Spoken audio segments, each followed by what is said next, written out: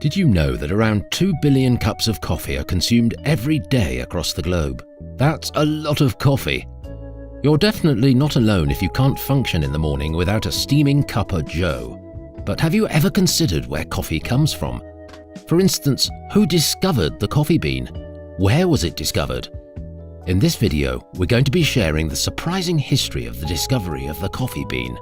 As always, be sure to give this video a thumbs up and subscribe for more videos like this one.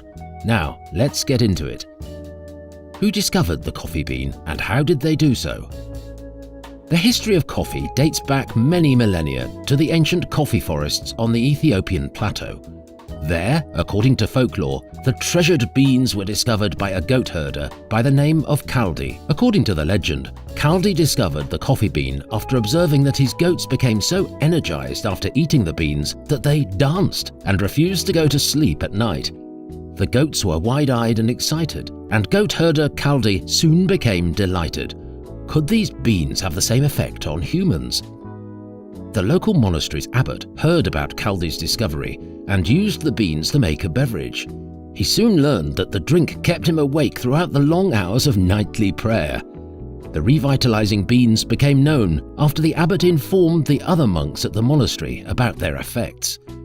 Word spread eastward, and coffee would soon make its arrival in the Arabian Peninsula. From there, it started a voyage that would take the beans all over the world. Is a coffee bean actually a bean? The phrase coffee bean is actually quite deceptive. In reality, coffee beans aren't really beans at all. Coffee beans are actually the seed or pit of the fruit that grows on coffee plants, despite the fact that they resemble beans quite a little. Coffee cherries are tiny, vivid red fruits that grow on coffee trees. Although the cherries are primarily skin and seeds and not particularly tasty, they are full of antioxidants. The early cultivation of coffee. The Arabian Peninsula was where the coffee trade began. By the 15th century, coffee was being grown in Yemen, and by the 16th century, Persia, Egypt, Syria, and Turkey were all familiar with it. In addition to being drunk in households, coffee was also enjoyed in the numerous kahve-khaneh, or public coffee houses, that began to appear in cities throughout the Near East. Because of their unparalleled popularity, people frequented the coffee shops for all kinds of social contact. The patrons enjoyed music, shows, chess, and reading the news, in addition to drinking coffee and chatting. Coffee shops quickly gained notoriety as important centers for information exchange, receiving the name schools of the wise. The tens of thousands of pilgrims that travel to the holy city of Mecca each year from all over the world has increased awareness of this wine of Araby. As you may expect, coffee's overall popularity skyrocketed in the decades that followed. Coffee's arrival in Europe. European explorers who visited the Near East brought back stories of a dark, bitter beverage. Coffee then made its way to Europe in the 17th century and quickly expanded to other regions of the continent. Out of suspicion or dread, some people reacted unfavorably to this new beverage, calling it the bitter invention of Satan. When coffee first arrived in Venice in 1615, the local clergy outlawed its usage.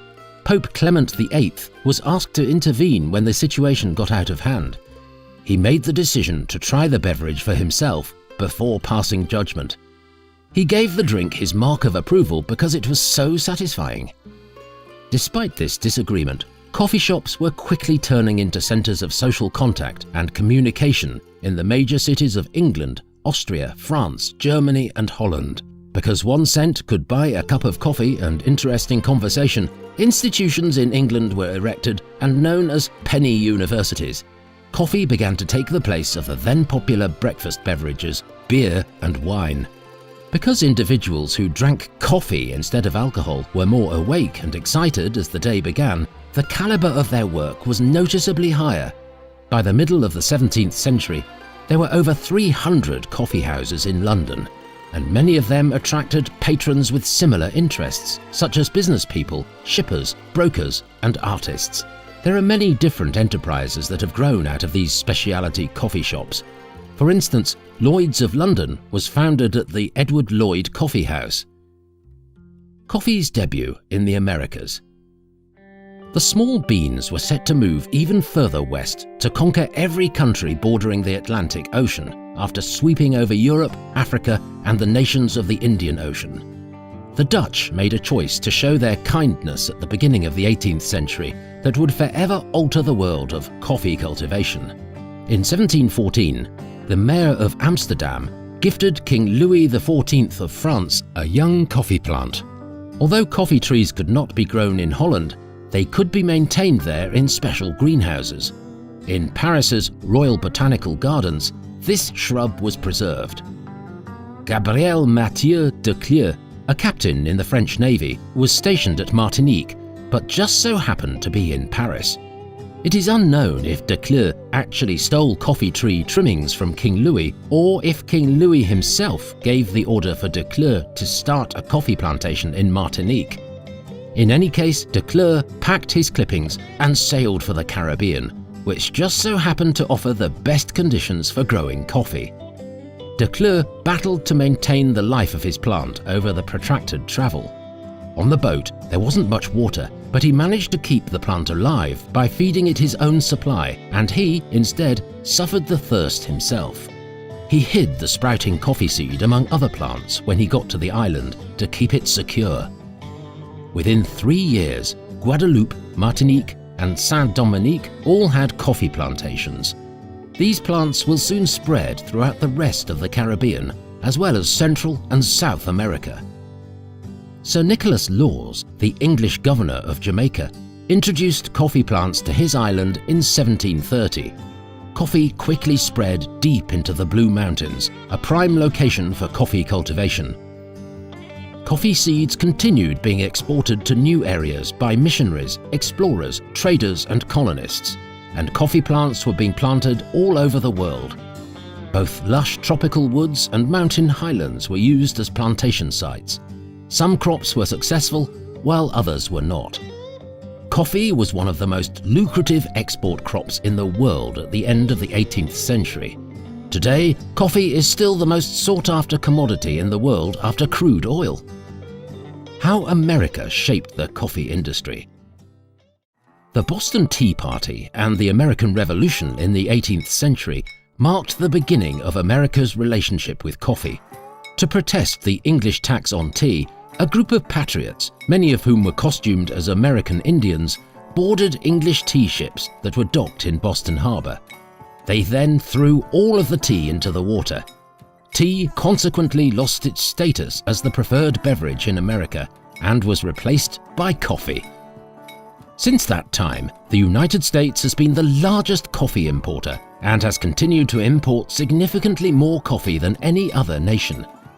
Many nations in South and Central America have benefited economically from this widespread reliance on beans. Coffee had become a worldwide sensation by the 19th century. It was transported everywhere and consumed. While the coffee bean itself had little more to explore, improvements in roasting, packaging, and brewing methods have drastically altered the beverage over the past 200 years. Some fun facts about coffee. While you're still here, let's share a few more fun facts about coffee. According to the International Coffee Organization, Brazil produces over a third of the world's supply now, roughly twice as much as Vietnam, who is in second position. One of the most sought-after types is derived from an Asian palm civet's excrement. The feline-like animal consumes fruit, including coffee cherries, but cannot process the beans. Known as kopi luwak, the smooth, less acidic beverage made from the expelled seeds has come under fire from proponents of animal welfare due to the method of manufacturing. Lastly, as we touched on earlier, Mecca's founders forbade coffee because they thought it encouraged radical thought back in 1511. Due to their perception that coffee was satanic, several Italian clergymen attempted to outlaw it in the 16th century. Pope Clement VII, however, was so devoted to coffee that he lifted the ban and had it baptized in 1600. Because of its alleged associations with rebellious mood, the Swedish government made both coffee and coffee paraphernalia, including cups and dishes, illegal as recently as the 18th century. Which one of these coffee fun facts was most interesting to you?